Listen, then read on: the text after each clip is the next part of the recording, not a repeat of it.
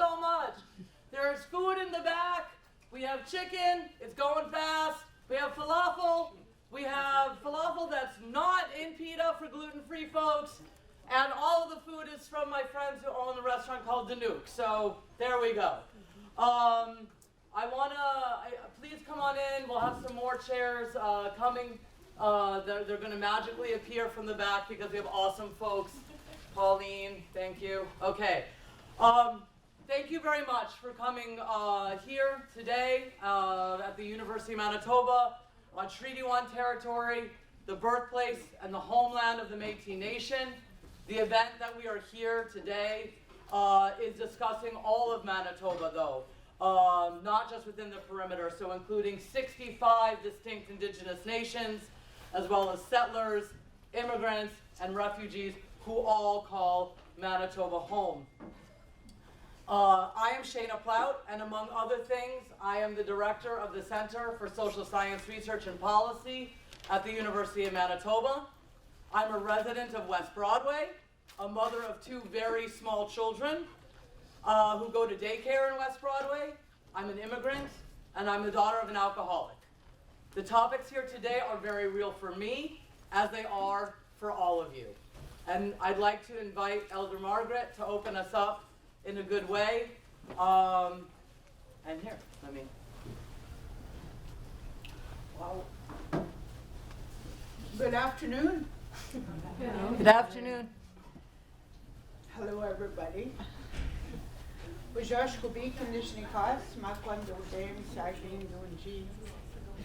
I've been offered tobacco.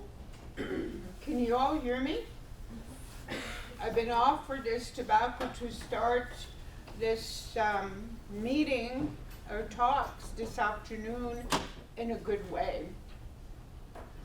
And usually the good way is to begin our meetings, our talks, and thank you, Shayna. Sheena.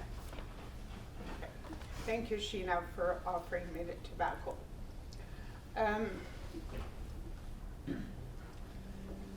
I get offered tobacco quite a bit, and I work at the University of Manitoba, Ongomiizwin Institute. I've been there for quite a while. So I pray a lot, because I'm offered tobacco all the time. And to begin our talks in a good way, on behalf of our people here in Manitoba, in our Anishinaabe people, our Cree people, our Dakota people, all of the people that are,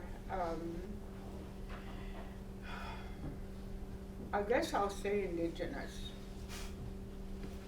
But we have different nations in Manitoba, as you all know probably. And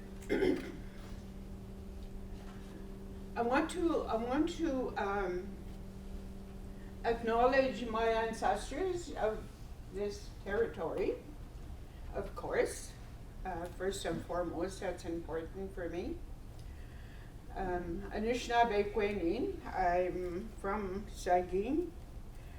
The name that I was honored with from the grandmothers is Water Lily, and I'm of the Bear Clan. I'm also known as Margaret. And I usually say my prayers in my language, because I speak Ongomiizwin. K'chimiweche kedwan kijemanido. Ebogusendamang chiminogagi gitawang. Ewidashindamang or Ewidashindamuatogo kakenda swat utakuzik. Anent niwijanishnabe menane kakuziok. Anent Canada sino andigeni boat kunwa kewi siniot. Mio kige ganagita winima sine kijemanado atso kanemishomis negokom. I'm going to to translate the prayer, so those of you who don't understand Ongomiizwin, I ask in a good way on behalf of all of us to speak kindly and to think kindly of our people who are in the life here in Winnipeg, here in Manitoba, that have no homes, sometimes that have no place to sleep. And indeed we have relatives like that. I have a grandson who lives on the streets. And from time to time he'll come to my apartment, to my place of where I live. And he will ask for shunias, that means money. Because he doesn't work. And he'll ask for food because he's hungry. He hasn't eaten for a long time, he always says to me. I haven't eaten for 7 days, Natty, I need to eat. And I believe him because he's very skinny. And so I cook for him and I feed him. I give him what I have. And I give him money. My children say, don't do that. Don't give him money.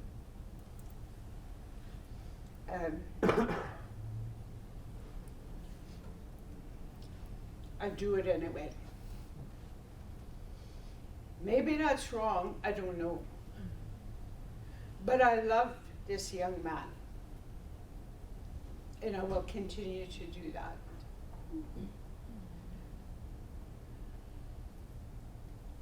And I do that to anyone that's on the street, that's Anishinaabe. I always give that money. Because they have no place, they have no food. And maybe that's wrong, I don't know. But the little that I have, I share that with my grandson. Because he means something to me. Because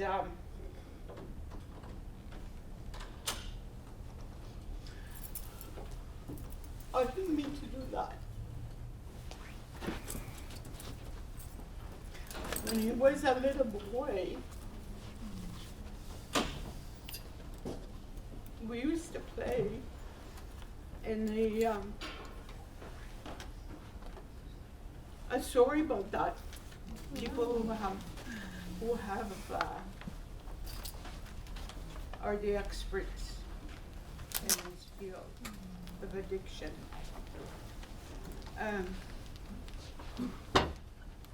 We used to play in the mud puddle in the rain when he was a little guy.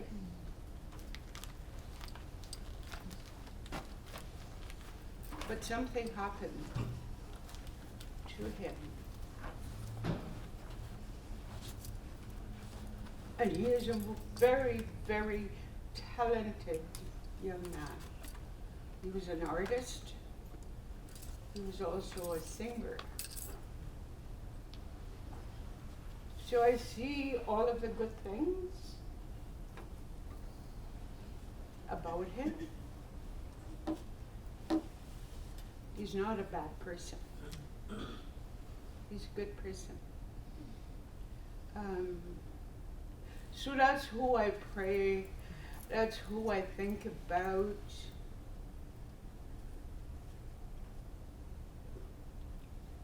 Addiction for me is very painful to see that happening to our young people. So they're always in my mind, always in my heart.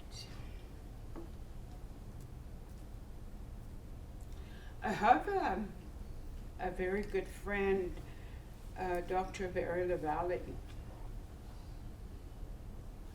And I talked to him about about Chris. And he said, I'm going to look for him. I'm going to help him. And I pray that he will find him. And you will help him. For those of you who work with people like Chris,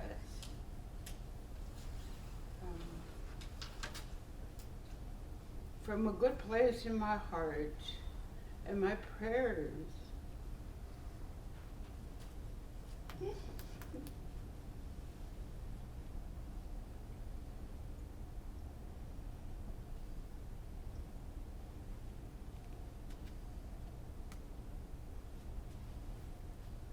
I hope that you will save them. Me wait. Sorry. I didn't used to do that. Okay, Margaret, being real. Why are you apologizing for? For loving. No, you're like, people have names and kukums. And that's really important to remember. And thank you for bringing Chris here. Thank you. Thank you very much. As I had said, just in writing and passing, the topics here today are very real. They're very real. They're real people, right? We are real people. We are a diverse group of organizations with diverse mandates and perspectives and stories that have come together in order to organize this event, in order to speak at this event. I want to specifically thank everybody here who came, and also everybody here who came in a really not very nice day, in a very busy time of the year. The event is co-sponsored and organized by the Center for Social Science Research and Policy, the Center for Human Rights Research, Ongomiizwin, Indigenous Institute for Health and Healing, which are all based at the University of Manitoba, as well as Global College here at University of Winnipeg, which is how we got this very nice space. So thank you. And as I said, we are a diverse group of organizations with diverse mandates and perspectives, but it is safe to say that we are all starting with the premise that the right to health, the right to safety, the right to be free from discrimination is non-negotiable. These are all enshrined in the too often broken treaties, in the Charter of Rights and Freedoms, in the Universal Declaration for the Rights of Indigenous Peoples, in the International Covenant for Civil and Political Rights, in the Covenant for Economic, Social, and Cultural Rights, and perhaps even most importantly, in the Covenants for the Rights of the Child. And there must be policies and practices and stable funding and means of accountability to make harm reduction a reality.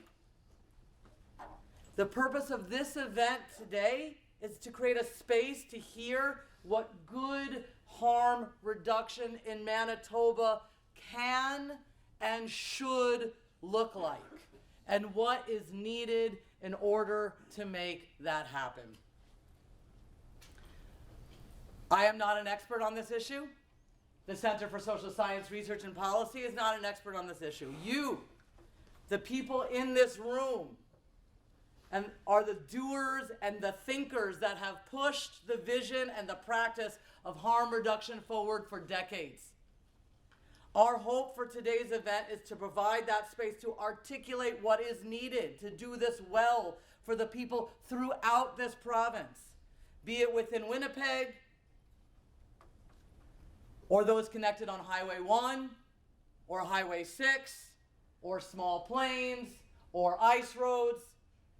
To be clear, today's event is not to debate the most recent legislation suggested by the current government. They are not setting the agenda, but rather to listen and to learn and to connect and perhaps to plan for next steps. And we are doing all of this in way too short of amount of time. Way too short. way too short. So you'll see that there's sticky notes on your table, right? And there's also pens. And I am a pen thief, so I was like, should I put the pens? If I put the pens are gonna get stolen. How do I know this? Because I steal the pens. I know that because I look at the collection of my pens. But so you have sticky notes here, and we also have paper on the wall. This is not going to be an interactive workshop. Manitoba Harm Reduction, Sunshine House, Ongomiizwin, they all organize excellent in-depth workshops. Talk to them. We attend them if you haven't, and continue to support them if you do. And if you're the ones that are the presenters at them, rock on, okay? But this conversation is to help in terms of bringing friends as well as perhaps unlikely allies together while eating good Syrian Kurdish food by my friends from Danuk, and laughing and crying. And perhaps we can make a good start. We have 5 guests who are deeply involved in harm reduction throughout the province. Dr. Marcia Anderson, Dr. Shauna Ferris, Levi Foy. Did I pronounce your name last? Sure, Yeah? Is that good? Okay. Just want to make sure. Shauna Ilsley, who I'm going to call Sho because we also have Shauna Ferris, and I'm going to get very confused, and I'm Shayna. And then Tristan Draylick. Each person will be prompted with some broad questions regarding their understanding and vision of good harm reduction. And we recognize that, again, there's not a lot of time. And so we encourage you to write your questions down, write your thoughts down, stick them up. But in order to do this well, we need somebody who can bring us together and to bring the conversation in a good way.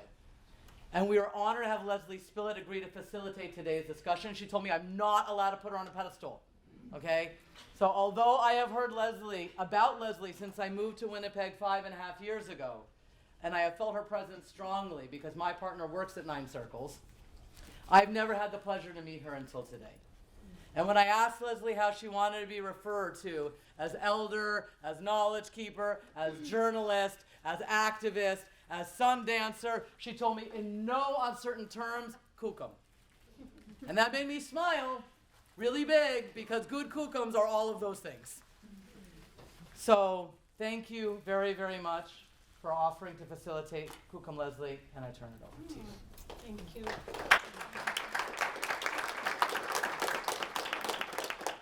So, Tansi Napolemek. Good day, my relatives. Agiji Goyabik. I'm a painted sky woman. Makwa Dodem. I belong to the Bear Clan. And I just acknowledge our beautiful grandmother for opening us up in that beautiful way. And also for those tears, because those tears come from our heart. And that is what we want to do, is reach both that head place that we're always in, but also our heart place to really connect those two together. It's so nice to see everybody in person. I see some old friends and comrades and colleagues. And this team up here really doesn't need anybody to really facilitate. I'm just kind of a figurehead, I think, up here. But I do want to acknowledge the work of Shayna, Pauline, and the groups that have brought us together today for this most critical, so important conversation, because we're losing people every single day, and we need to do better, and we can do better, and we will do better. So the conversation today with these amazing people that have been introduced will take us on that journey. So, we're going to kind of, my and Shauna's role is to, because there's so much to say, but we want to kind of contain it in a way that will bring us to that future that we need to walk together. And so we kind of have a little bit of a speaking order. We are going to hear, and each of these experts, these people will be introducing themselves and relating to how they come to this work. And the first question is around their passion. What makes you passionate? What makes you passionate about this work, and what brings you to this work? And in that way, they can then introduce themselves when they respond to the question. So the speaking order that we've agreed to is to start with Dr. Anderson, followed by Levi Foy, followed by Tristan and Sho, and then just rounding it off and finishing up the first question with Dr. Shauna Ferris. So our first question, what are you passionate about? And like Shayna, like I love the energy, like you made me feel like I want to go on the streets now. What are we doing in this room? Let's hit the streets. But maybe before we hit the streets, we need to have this conversation. So what are you passionate about, and what brings you here today? And how do you understand harm reduction? So I'll take it away, Marcia, and we'll just follow from there. By the way, there's going to be a little bit of a time keeping, and so keep your eye on Shayna, just to kind of give you like a 1 minute warning? Exactly what I'm gonna do. I'm gonna go. Yeah. Okay. Okay. 1 minute warning. All right. Also, because I did forget, this is being recorded. Oh, I just want folks to know that it's being recorded. If anyone does not want to be recorded, just kind of hang out in the back with Pauline and Cassie. I don't know why you're in the back. They're amazing. They're instrumental, so just hang out over there. Hamatakape, Tedithwin, Amakiae, Nandawe Benesik, Nidishnikas, Chante, Washtena, Pei, Chuzapaye. I'm Marcia Anderson. I grew up in the North End. My dad is registered with Peguis, and then my grandpa, who was never reinstated, had roots in Norway House. And I am not going to sound as passionate as Shayna. A full disclosure, when I was in counselor in training, I was told I needed to look more outwardly enthusiastic.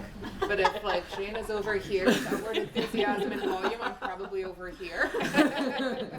Nonetheless, I would say that the things that I'm passionate about that bring me to this work are my family, my communities, Indigenous rights, human rights. I love hearing all of the different covenants and rights documents, social justice, and anti-racism related work.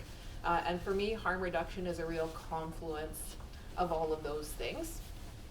I do not have what I consider a long history in harm reduction. I didn't study it in university, definitely didn't learn about it in medical school.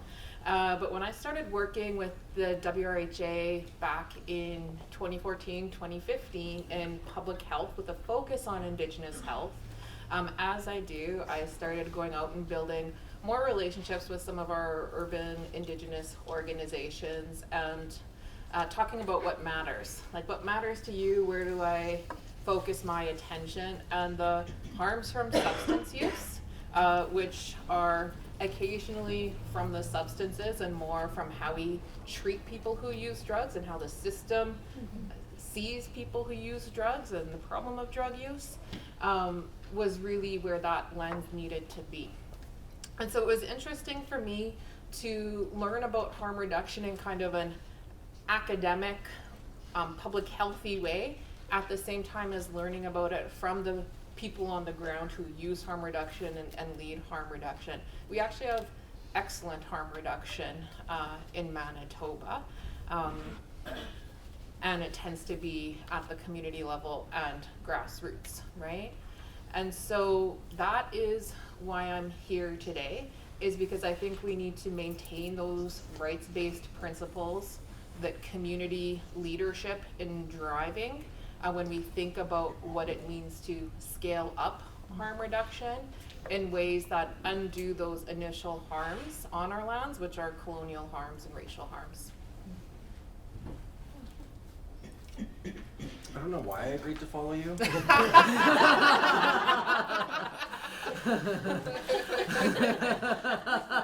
here we are. Friend shit, I guess.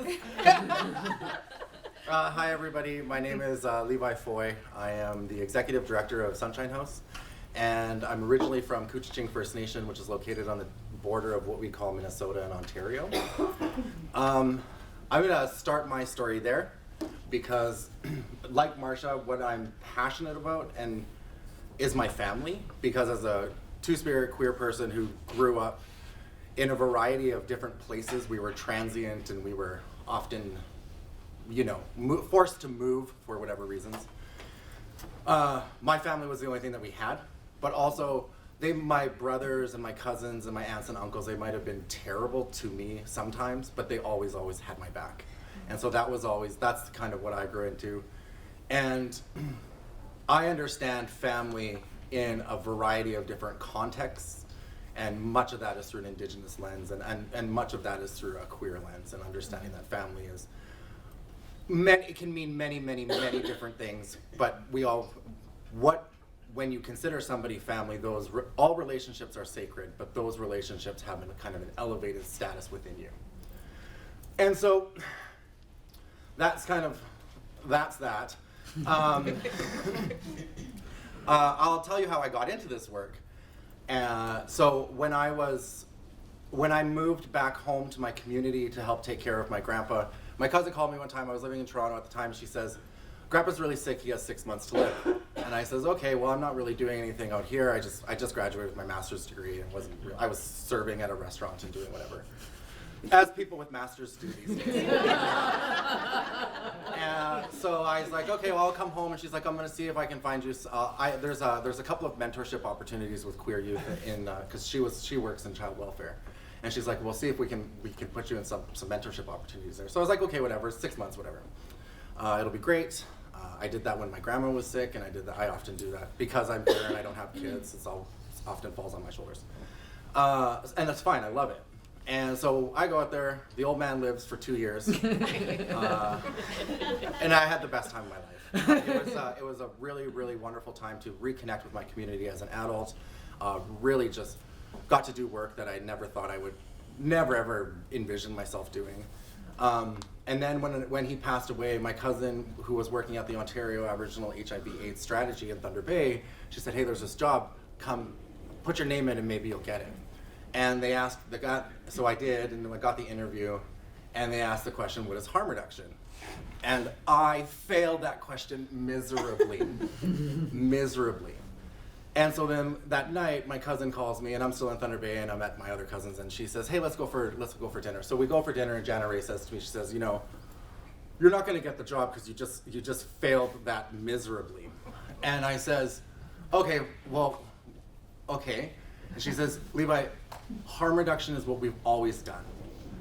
It's what we've always done." And so when Margaret was up there telling that story, it transported me back to Couchiching and back to the res home and that kitchen table, and watching my grandma and watching my grandparents and my aunts and uncles always make space for the problem cousins, and always make sure that people were taken care of, and always giving them coffee and tea, whether it be 5 o'clock in the morning, 7 p.m. at night, whether they were out on their way for bingo. She would toss them a couple of smokes and go and do her things, but that's what harm reduction is. It's taking care of one another and making sure that they have space.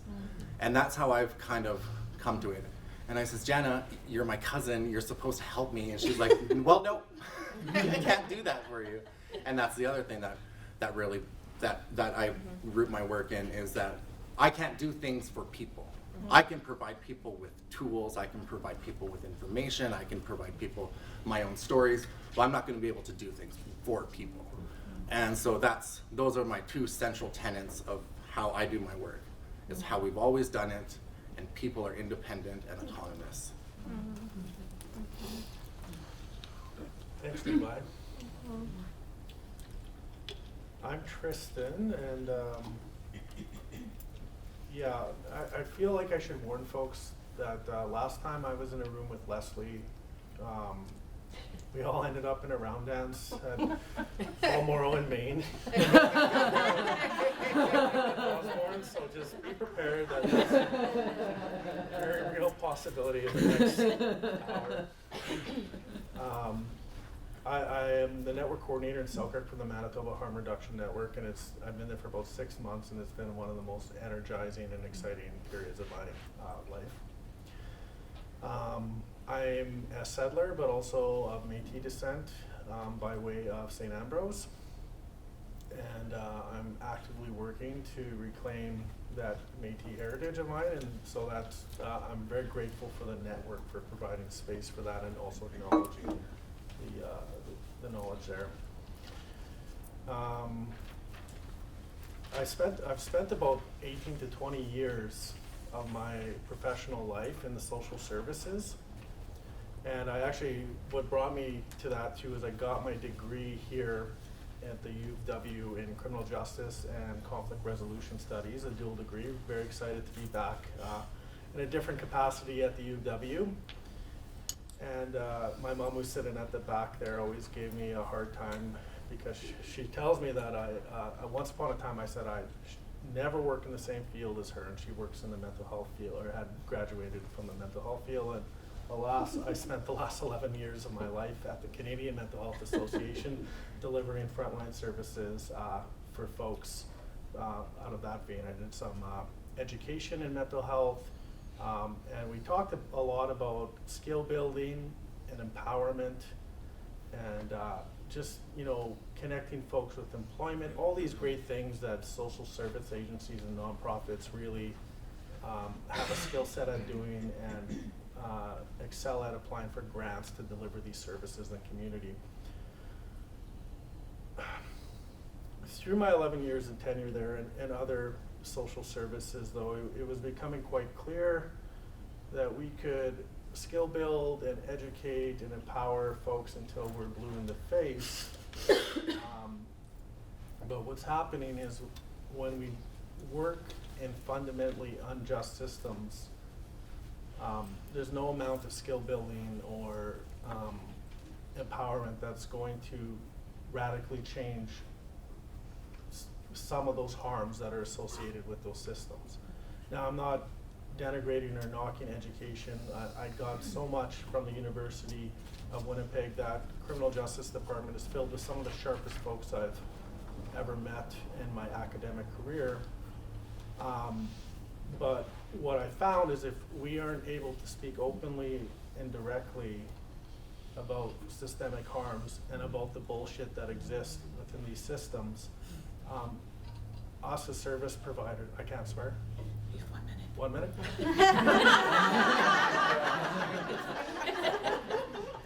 Can't fucking swear, Tristan. That's good, I'm just wrapping up. We're at a really disadvantaged place, so I'm grateful for a network that allows me to not only speak openly about that, but engage. What am I passionate about? I've lived in Selkirk basically my whole life. I'm passionate about the community there, and I think that's where harm reduction starts, is at the community.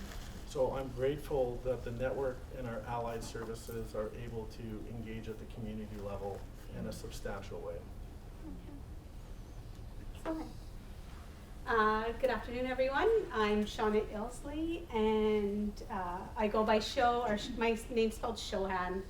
I had a Gaelic doctor, Irish doctor, who delivered me, and my mom was still high, and I said, spell it this way, and she did.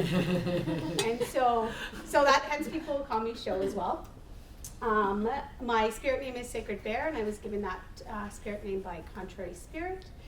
And I am a settler, so my ancestors come from Iceland and from England and Scotland, and my Icelandic family, which is the family I connect with the most, is we're part of that group that came and settled in the Icelandic Reserve in that Gimli, Arborg area back in the day.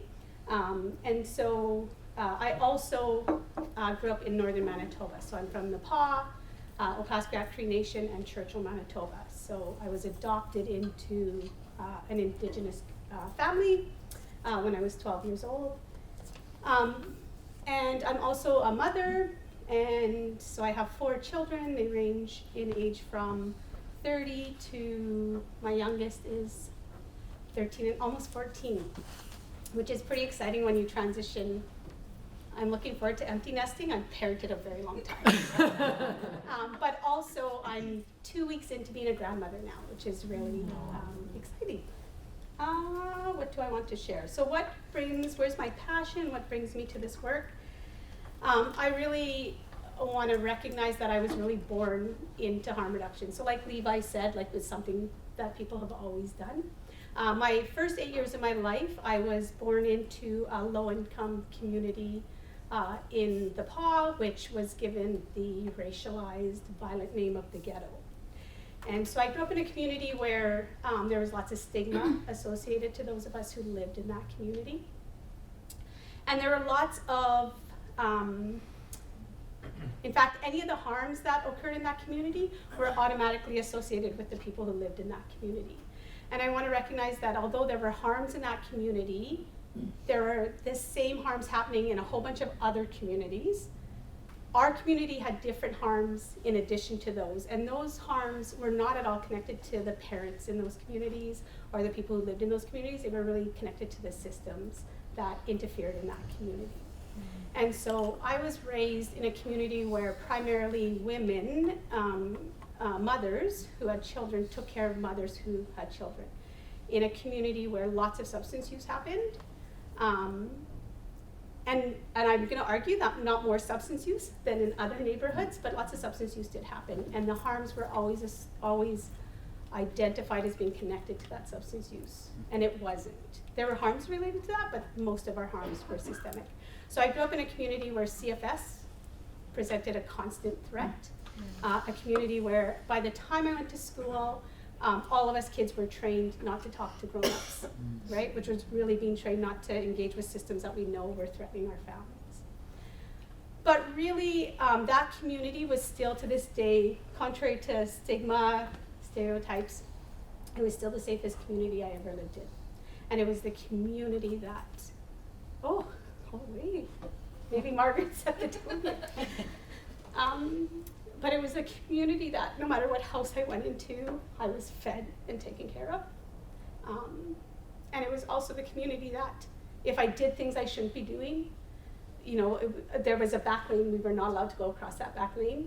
And I remember one day all of us kids, there was a big snow hill and we all went across the back lane. And by the time we got home, all of us got lickings. Because one mom saw and told on all of us and we all got a licking for, right? So it was a really safe community. It's also the community that I've worked really hard to try and replicate for my own children. And I can tell you, I live in East Kildonan and my kids can't go to my neighbor's house and get a sandwich, right? So how do we create those environments in the new context that we live in? But really what I want to share is that passion of witnessing women taking care of one another really instigated doing harm reduction work for me and recognizing I also am the granddaughter of a Icelandic feminist who was a harm reductionist before her time. And so my ama was in Churchill at the time that the Dene people experienced their atrocities in that community. And my ama is known for being the business that let people come in intoxicated in order to do their grocery shopping or get their needs met. So I was really raised by communities that taught me that I have to be a kind, good person to each other, and that systems, like it was very apparent from day one in my life that systems needed to be abolished in order for that violence to end. So that's more my passion. And I'm the mother of 4 Indigenous children, and that's really important for me to note because there is some self-serving to the work that I do. I want to abolish systems because I don't want my children to be harmed by them. Thank you. Did I go over?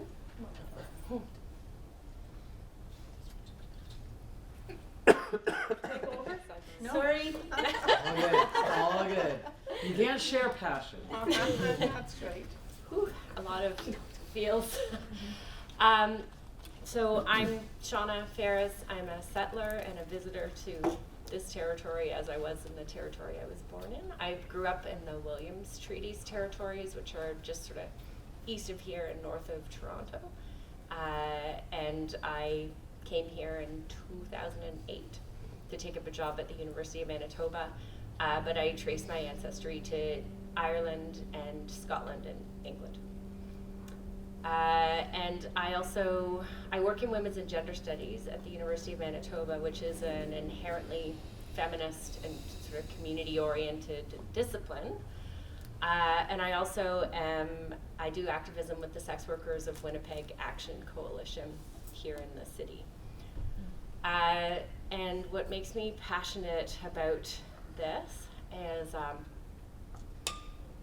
for reasons that have already been stated, systems seem to just hurt people. And it's hard to talk about how to help or support folks when the systems themselves kind of work against. And I think there are people here who are better able to talk about that than I am. But I am very, very interested in the work that activists and that communities do to protect themselves and protect their family or their loved ones. And that is a lot of the work that I see happening and that I am participating in through the sex work activist community. Because sex workers, as you know, are exceptionally marginalized, and they, like a lot of the people that I work with, that experience violence on the regular and treat it as a normal thing in their lives, which is, for someone who has lived a very protected or privileged life, is an alarming thing to see and respond to. And I also had a cousin who I grew up with, and he was, for whatever reason, he started using heroin and was unable to kind of manage his use. So I spent a significant, and he and I were very close. He ended up in the downtown east side in Vancouver, and he used to call from there. And he would call in the middle of the night, and we would talk for hours. And the people around us, because I mean, what's the saying? Hurt people hurt people. And he was a very hurt person, and he did a lot of hurting. So a lot of people who had been hurt by him would say, why are you talking to him? And I said, well, because someone has to. Like he's ours. We need to be here for him. So I think about him a lot, actually. I didn't think that was formative for me, but listening to the other folks talk here, and thank you to Elder Margaret for setting the tone where we talk about the real connections we have to the things we're going to discuss today. I think that informs it as well. We always see policies. I see policies come into place, and I study them. My students and I study them in our classes a lot. That we don't seem to let the evidence get in the way of a real feelings-based policy. So it seems to me that harm reduction is like getting all the feelings out of the way and thinking really carefully about what it means to care for people and what people need. What do people need? How can we give them what they need? And how can we get the rest of the crap out of the way so that we can help people and support people and create policies that help us to support people and care for people. And that leads perfectly to the next question for the panel, which is, and I just have to bring it up, is what would good harm reduction look like in Manitoba? So, like Shayna was really stressed that we're not just talking about Winnipeg, because sometimes we think that Winnipeg is Manitoba, but Winnipeg is Manitoba is much bigger. So thinking outside of the perimeter, and maybe we need experts too from obviously we need experts from those communities as a part of this discussion, and that will happen. But what would good harm reduction look like in Manitoba, and what is needed to make that a reality? So I'll start again with Marcia and do that. Okay, thank you. So the first thing that I would say, because I was thinking about this from a policy perspective, is that we can't actually just think about federal or provincial legislation, but we have to think about organizational spaces where we want the full participation of people who use substances, right? And so that would include universities, community organizations, clinics, hospitals, but it also has to include the policies that, for example, colleges set for health and social service providers who also support people who use substances, right? And so to encourage us to think about it in that broad type of way. Now, I was listening to a podcast yesterday and today that talked about the latest Supreme Court case that has to do with abortion in the United States. And I'm going to make a link around here, trust me on this one, okay? And in this latest case between the Supreme Court, what happened is a judge said we should take the abortion pill off the market, south of the border, but let's not pretend that that's not going to impact us, right? But the abortion pill, mifepristone, should be taken off the market because the FDA got it wrong when they approved it for use initially and then expanded its use in 2016. And there are like two major issues with this, right? The first, of course, is the further removal of agency of people who are pregnant over their bodies and lives.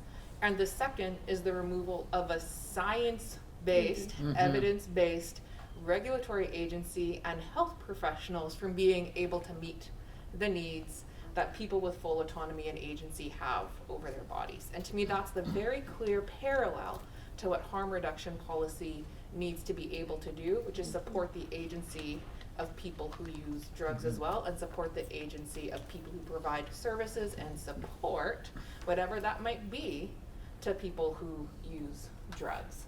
And so to me, and I'll just say this too, I also see patients with heart problems, and in my clinic, I am able to use evidence-based medicine without interference. In my public health practice, as we all know, that was not the case, right? And so when I think about what harm reduction has to look like, not just could look like, first of all, it has to respect people's agency, right? It has to be flexible and responsive to contexts and recognize the expertise and the drivers of harm reduction, which actually haven't been, by and large, doctors or academics, right? So respecting agency, respecting the roots and the principles and the rights basis of it. And I would just say most of us here are in organizations that have policies that might be silent, might be supportive, or might be harmful to people who use drugs. And so even thinking about in that context of where is my sphere of influence and control, and how are we using that to create spaces for full expression of agency, access and participation of people who use drugs, is probably a good starting point. Again, why am I after you?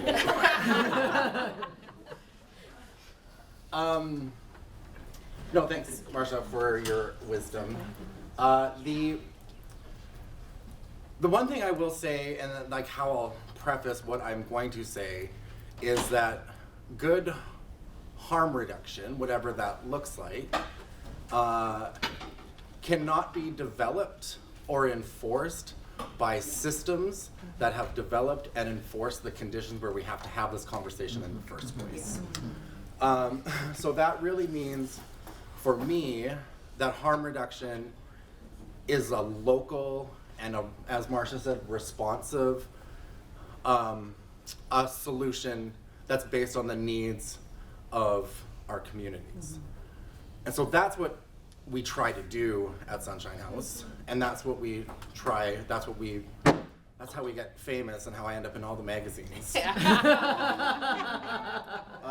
Not by choice, because look at me. But what we tried to do with the mobile overdose prevention site is we developed that over several years of collaboration and coordination with our community. And so this, and I'm not saying that frivolously, because as I've done this work, I understand that community engagement means very different things to all sorts of different organizations. But for us, I am not an expert. Remember, I failed the definition of harm reduction, and I continue to. Because I'm not an expert, but my community is the expert. And I am also not a researcher. This is why I was probably a server after I got my master's degree. But so, no slight against serving. I love serving. It's probably one of my second favorite job. But anyways, what we did with the overdose prevention site is we were able to use evidence that was accessible to us, and we were able to really collaborate on all sorts of levels with community. And that meant that because we had that support from our community, one of the things that I was always taught from my grandparents and my aunties and my uncles and my parents was that when you have to go to bat for somebody, you have to go to bat for people. And if it's your job to go to bat for people at that time, you got to do it. And so what the community was telling us when we were developing this is what has fed this whole thing. So when we finally got funding and it was finally going to be a real thing, so Davey and I were sitting there and we're like, okay, let's bring everyone that we can together. And so Davey did a really fantastic job of setting up an elders council made up of people who have been using substances for much of their lives. Also set up the community advisory circle. They determined the routes, they determined the policies, they determined all of those, every single step. We check in with them, many of them work on the site now, and they continually inform how we're going to do things, because we know that systems aren't going to be responsive to them. We know that my shitty little 2 letters that I could put at the end of my signature on an email, somebody's going to listen to that. So that is my job and that is my role in this. So what good harm reduction looks like is it allows communities to have those spaces to do that. And it allows different organizations to do that in the way they need to do it.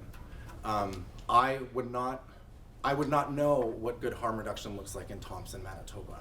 I do not know what good harm reduction looks like in Selkirk. I do not know what it would look like in Russell, Manitoba, in Wayway-Sakapo First Nation. I would not know these things.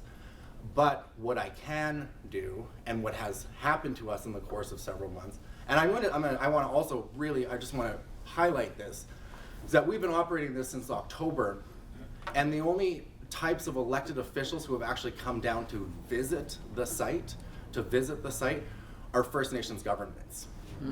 We have had the Treaty 3 task force come and visit the site, and just last week we had the healthcare directors and the NAIDAP workers from Treaty 2 and Treaty 4 come and visit our site and want to take back what we've learned and then develop things. And then they said to us after, will you come back and talk to us about this specific aspect of it? A lot of it is around drug testing.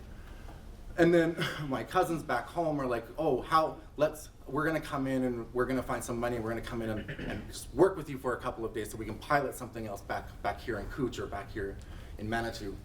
And I'm like, that's what this should look like. Now that we've developed something, it's very imperfect, but it's what the community wants. That is our job. Now we can be able to share our stories and our experiences, and people can apply those things how they see fit to their community.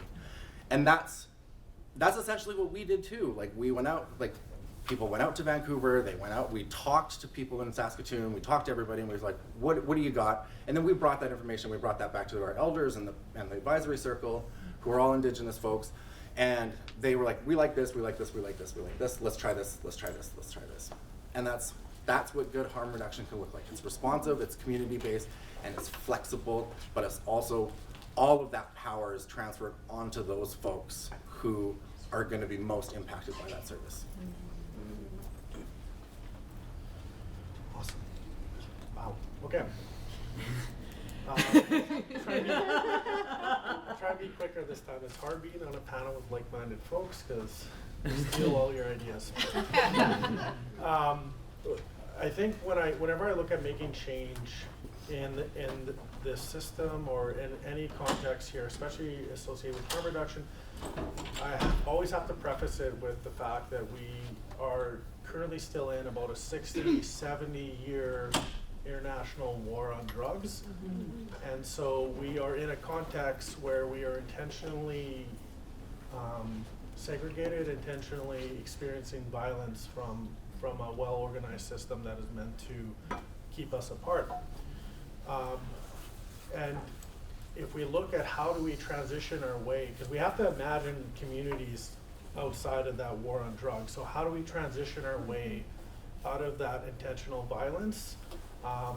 There's been an intentional shift of power for that many years within our society, and it necessitates that we're led out of that with the leadership of the people with lived experience facing that violence, and they know the solutions better than any of us, better than any of us studying it.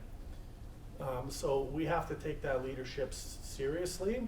And so part of, for me, the work of harm reduction includes being uncomfortable some of the time and giving space for choices to be made and for me to learn and grant power to those choices. And I would say from the rural perspective, that also includes the location of power between the urban and rural kind of decision-making factions here. And I just want to acknowledge that as a rural person, that often many decisions get made in Winnipeg that not only do we not understand, but we don't agree with, and they really, as Levi had alluded to, are not responsive to the needs of our community. We can't move and imagine new communities without acknowledging the strengths of our communities, and that includes rural communities. So working in a rural community, I can say that, you know, we are resilient, we are resourceful, we're responsive, and we have connections, very tight connections to everyone that we work with, because for so long we've had to make do with the resources that were provided. Often there's about 3 or 4 very dedicated committee members that all kind of sit on the same committees, and then you try to remind each other what committee you're meeting about this time, because you're the mobilizers in that community in some way. And I'm not like trying to make a big thing about it, but that's the reality, is that it's a tight-knit community, and we know the needs. So when we're looking for leadership, I just want to provide one quick concrete example here. And it's not necessarily, well, it is harm reduction, but not in the classic sense of substance use. When COVID-19 hit, and we were looking, the province was starving for leadership at any level in the COVID-19 epidemic that continues. And who was making the most impact at the beginning of that pandemic? It was our Don't pressure him, that might be great. Who should we have been looking, and who should have been leading this from the start, is what I'm saying. So when we look at how we plan and implement change in society, we need to look to leadership, and we need to pass over the leadership to the folks who have the experience and the knowledge to do so. And like Levi's saying, it was, and obviously Marcia has a lot of experience, it's not within the systems that have got us here in the first place. Yeah. Anything to add? A couple things that I just want to add, like, we have to resist infantizing people who use drugs. Like, we have to resist that. Like, we think that people who use drugs, I don't know why. People who use drugs have always taken care of people. We wouldn't even be talking harm reduction if it wasn't for people who use drugs. We also have to resist, and this might not sit well with everybody, but the notion that public health holds harm reduction. Mm-hmm. Like, and now we get to talk about harm reduction because it's got a public health lens. Like, what the hell? Public health was nowhere around for a long time. And even within, we know that public health itself has been so corrupted. Like, the actual initial real demand for public health wasn't what it looks like today. It was definitely evidence-informed, community-informed, saving people's lives. And when we're in a province that has one of the highest death rates around drug poisoning, and there's been no response except for to give out some naloxone kits, it's a clear indicator that public health is not responding the way that we need it to. And then I also want us to resist the notion that people can't have a good quality of life unless they stop using or reduce their use. People use lots of drugs and have a really good life because of their drug use. So I just would really add that. And then the last thing I'll say, when I joined the Manitoba Harm Reduction Network just over 15 years ago now, coming from rural and remote Manitoba, one of the things that we really hated in Churchill, particularly in Churchill, was when people from Winnipeg came to work in Churchill for a 2-year stint and they were going to fix our community. We hated that. And I grew up as a young kid hearing our grown-ups say, like, here comes another one, another doctor, another nurse, another RCMP officer that is going to fix our community. And I grew up believing, and I still truly believe, and we have to believe this, that the answers lie in the community. And so if any of our initiatives are external, and there's things that people external have to offer our communities for sure, but if anything's external, then we're missing we're missing the real expertise and solutions. And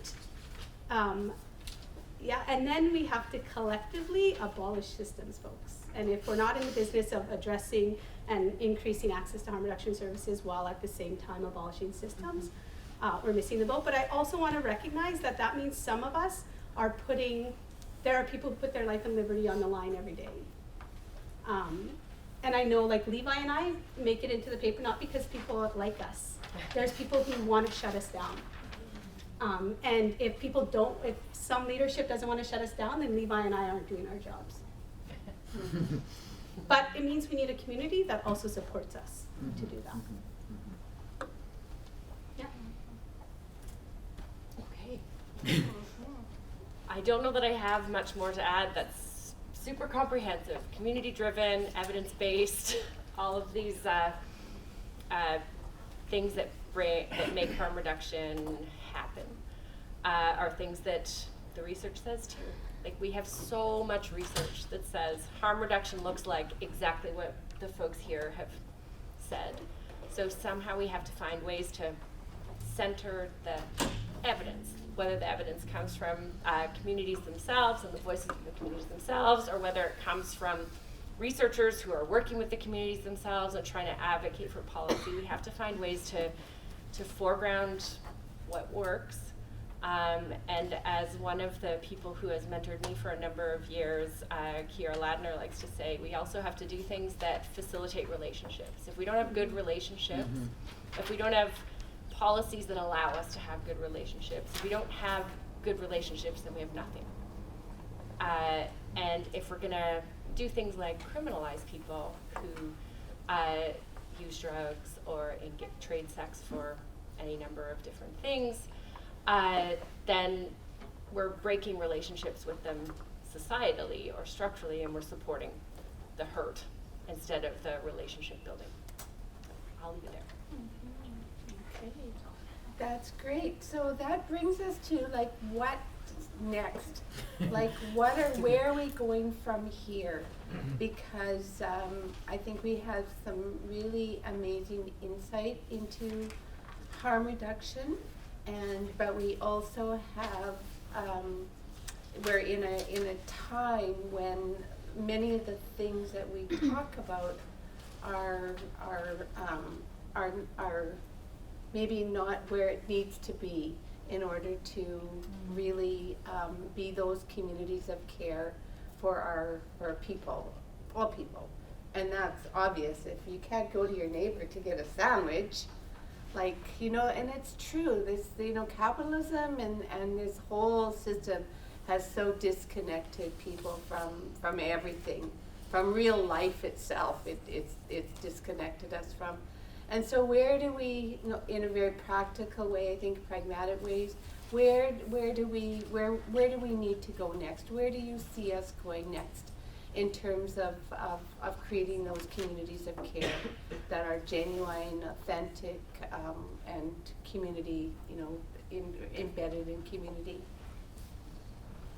Want to reverse the order? Sure, let's do that. Let's mix it up. Shana. Oh, Yeah. yay. Okay. I'm learning so much from the others on the panel. I was looking forward to it. Okay.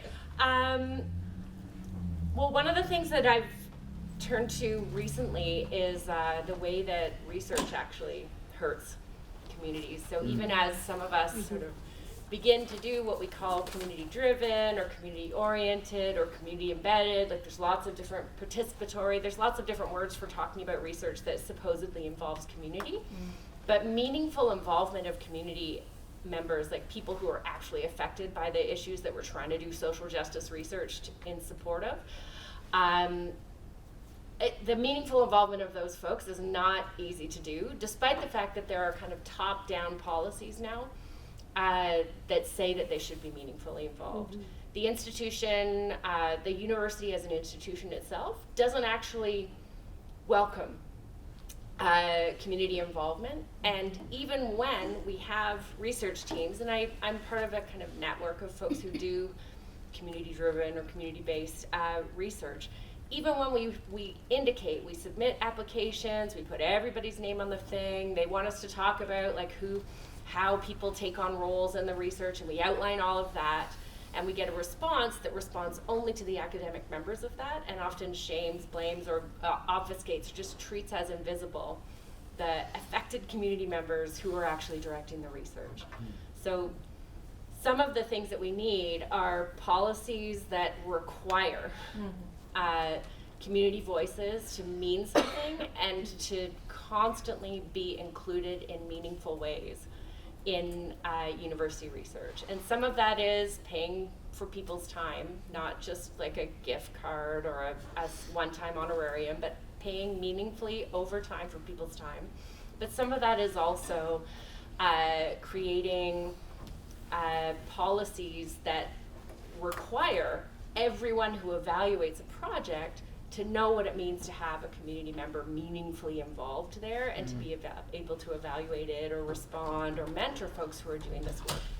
And the other thing I'll say specifically about research, the research that we need, because we're trying to push for evidence-based policy, and we're trying to support the evidence that communities are bringing to us. But one of the things that happens when we train graduate students or student researchers is that the current policies get taught as though students can't talk to community until they already have their project formed and they already have ethics approval to do it. And that is a terrible framework that pretends that a relationship for research begins after the project is already formed. And I think we all know in this room that the most meaningful research projects that give us the best, deepest, richest, however we want to talk about the, okay, I'm tying it up. We all know that relationships make good projects.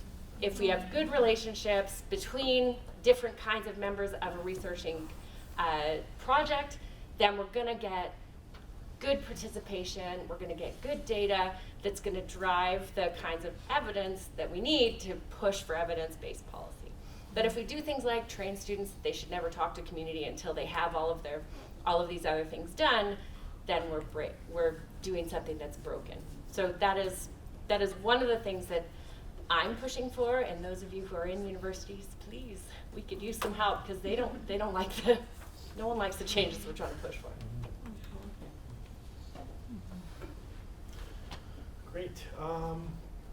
I'll start from where I learned and just kind of speak to some stuff that I learned along my journey, and I formatted it in the way of hot tips, because we love hot tips at the Harm Reduction Network. So here's Tristan's 10 to 15 hot tips on where we can make change. One, I think it starts internally here, so we need to destigmatize ourselves a little and give ourselves some breath for recognizing that we can't be hard on ourselves for our substance use or like the shitty things capitalism tells us. So give yourself some breath. It's going to be hard to impart change outwardly if we're still struggling very much internally. We also celebrate substance use. Like if all we do is connect the negative things around substance use, we ignore a whole other half of our humanity and reality and connection to substances. So we can't speak authentically about substance use unless we talk about both sides of it. Vote. I know electoral politics suck, and there's a lot of shitty things that go on in electoral politics, but voting is a form of harm reduction, because there are better and worse people that we can't get. Maybe understatement of the century.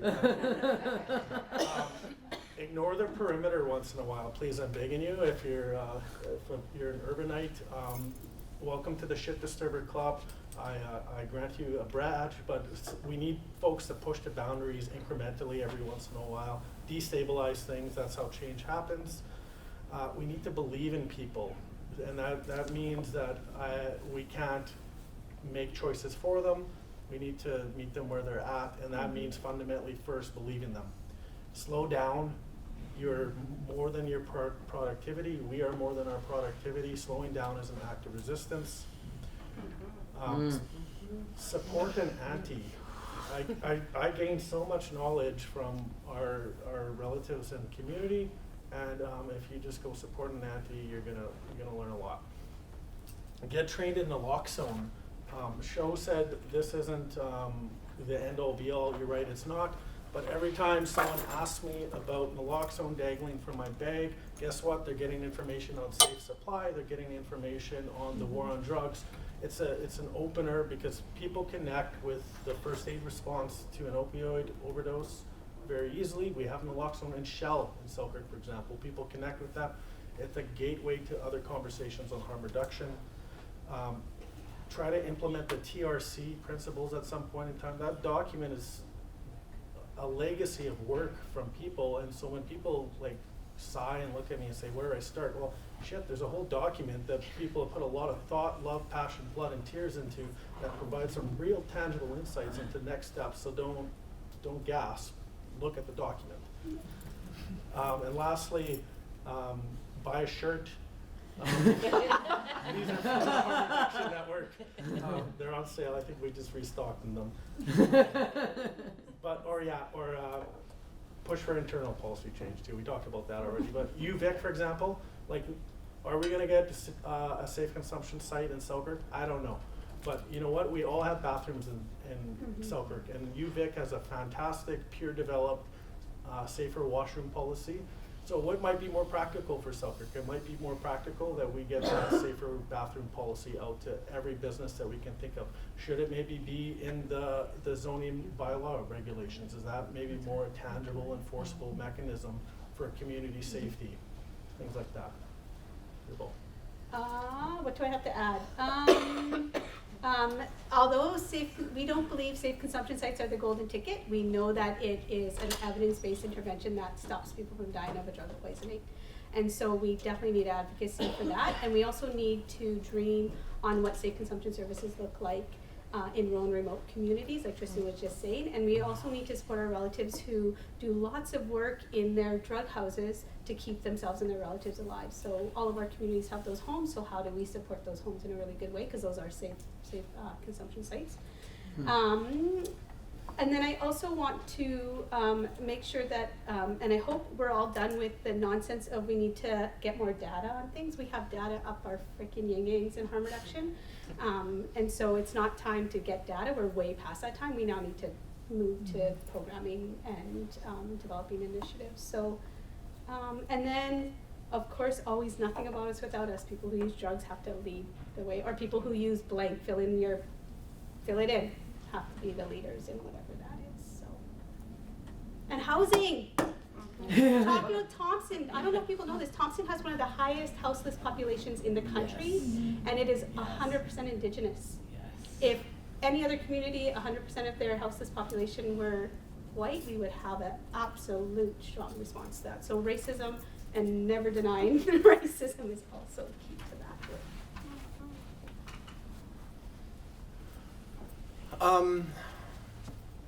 I think Tristan said something really interesting in the second question that I think it's really key for everyone in this room to keep in mind. It's about being uncomfortable. You have to be uncomfortable all the time. And we're seeing this play out.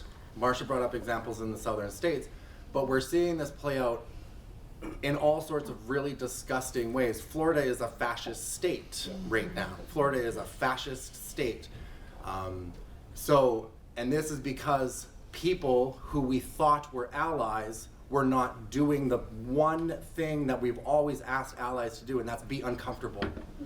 Have those conversations with those people in your kitchens, in your living rooms, in wherever, in your workplace, at the office, cooler, whatever it looks like.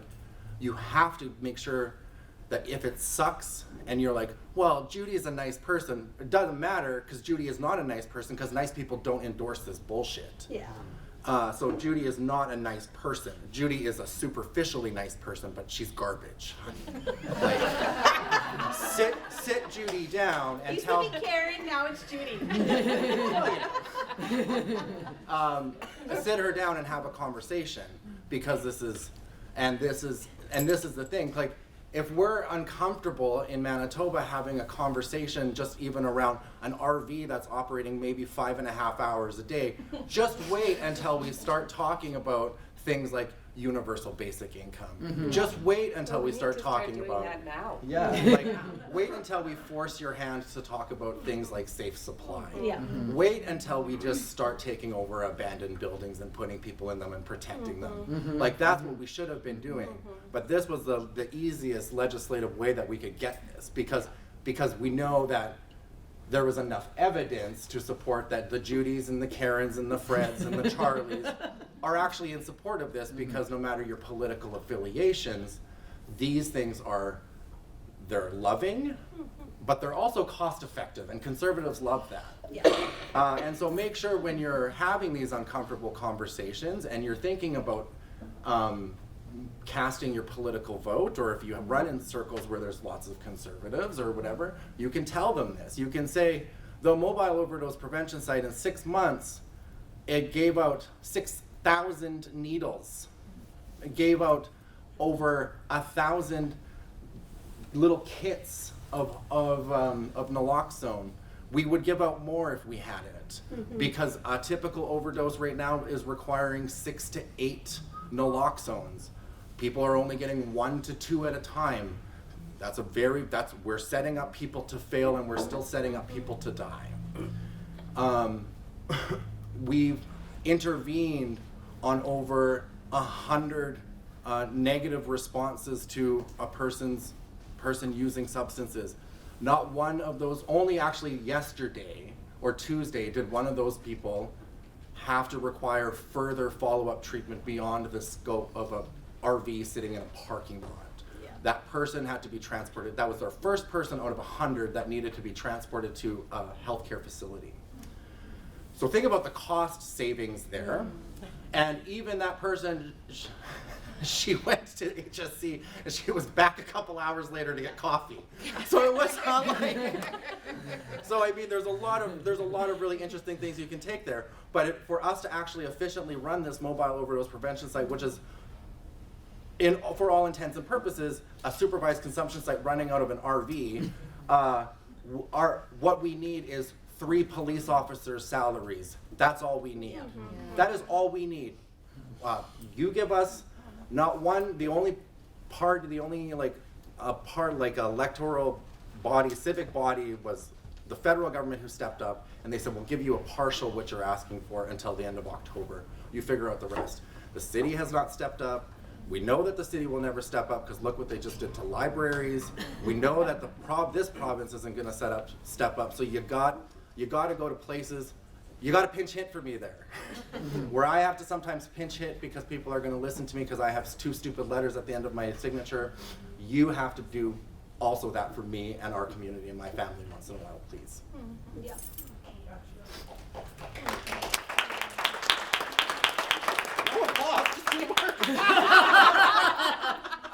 That's why you're the cover girl. So, I just have a few thoughts. And it was funny when you talked about data and evidence, because I don't know how many other people do policy and leadership type work, but there's that really famous saying that culture eats strategy for breakfast. In the same way, ideology eats data and evidence, right? And so I do think we need to be very, I think it's a pressing issue around how this gets framed, right? Like, what are the discourses, picking up on what Shauna said, and changing the balance of whose discourse carries the most weight around this, right? Which ties into the voting, and not just in electoral politics, but in all the places where decisions about this get made, right? I think safe supply, or at least minimizing or decreasing the toxicity of the supply is a critical issue for us, which has to include efforts around decriminalization and around regulation and around safe prescribing, right? And again, we have very well-trained health professionals who, with college support, would maybe be more willing to do this, and some who are willing to do it outside of that, right? Which helps build those bridges. So lots of avenues for action around safe supply. And then picking up on the comments around housing and universal basic income, I think it's really critical that we keep in mind that even with supervised consumption sites and safe supplies, we will still have harms from substance use because of who we put at risk for harms and why that is, right? And so part of harm reduction work is respecting the dignity and rights of humans through ensuring they do have safe shelter, that they do have adequate income, that they do have food security, education, employment opportunities, all of that package of policies as well.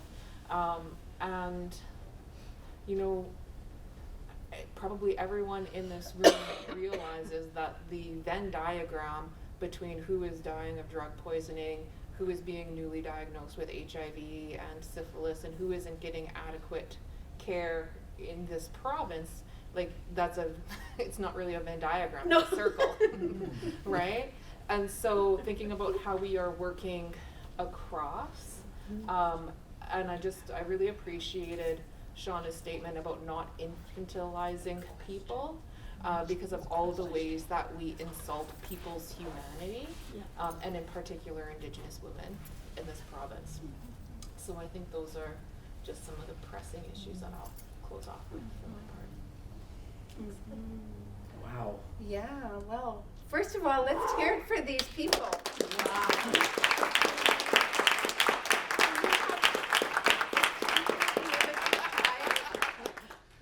So, but we are going to honor the elder who has a question. And then I know we're here till it's almost 1:30, right? So we probably do not have a lot of time for questions. We thought we would be able to have about 20 minutes for questions. Probably not going to happen, but I will redirect you again to those flip charts, your little sticky notes. So if you have something to contribute, I know that Shauna and Pauline and their folks will be compiling all of these. Shayna. Sorry. We'll be compiling all of this, so it's worth it to put your opinions or what your thoughts are on the board.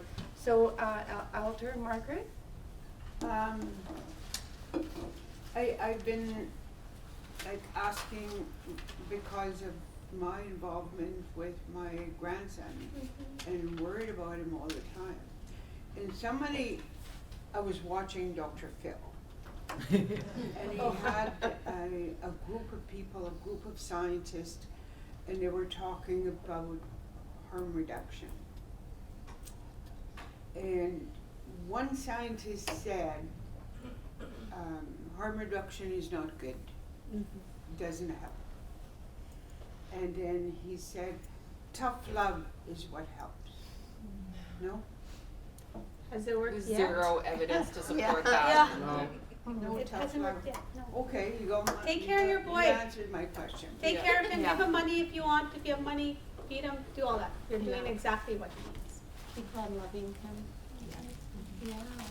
Shauna, do you have any final words you want to, Shayna? I told you. I know. Like any final words you want to, or Pauline to talk about?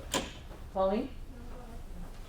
No, I mean, honestly, I'm just really, this says a lot, right? This says a lot. And so it's really like, okay, the interest is here, the passion is here, the spirit is here, the brains are here. I work in a university, the evidence is here, the research is here. What can we do now? And we're all here and we have food. What can we do now? And honestly, like that is where I would leave, you know. And I'm getting something in my ear. May 4th. May the 4th, 1 o'clock at the Ledge. Yeah. Demonstration right. on this issue.